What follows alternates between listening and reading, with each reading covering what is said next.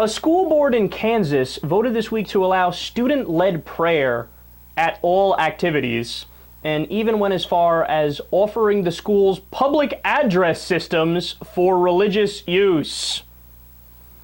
Now, the school had actually banned prayer before football games several years ago over concerns that allowing students to pray over the intercom system in the school is the school sponsoring a particular religion. And of course it is, because no matter what prayer you do, it's going to be either a Christian prayer or a Catholic prayer or Baptist prayer, or it's going to be, you know, of a particular sect of a religion. No matter what, it's going to be exclusionary to some people, whether it's Hindus, Buddhists, Muslims, agnostics, whatever the case is. You can never do an all-encompassing prayer.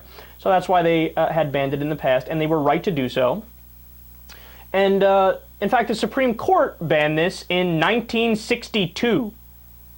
So it's not something new here we're talking about. It's actually something very old. Well, now all of a sudden they flipped, and they're allowing it. And the best part of this, quote, in the year 2000, there was a Supreme Court case, Santa Fe Independent School District versus Doe, and the decision was, the court specifically ruled that allowing students to use the public address system to pray at football games violated the Establishment Clause of the First Amendment.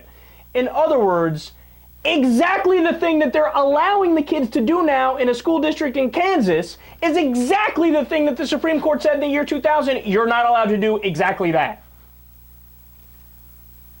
How amazing is politics in the United States? We see this all the time, where a state government or a local government will just be like, yeah, we're just not going to follow the federal law. Duh. And look, sometimes it actually works out because you have state governments that legalize weed. Now, on the federal level, it's still illegal, and there's the Supremacy Clause of the Constitution, which says federal law overrides state law. So if the feds were really enforcing the law, they would crack down on all the legal marijuana or medical marijuana or all of it at the state level, right? So sometimes it's for the better, but other times, in situations like this, it's for the much worse, where they're not just ignoring a federal law, they're ignoring the Constitution, which is the supreme law of everything. Now, the last twist of irony in this story, the name of the high school that's allowing prayer over the intercom, Liberal High School.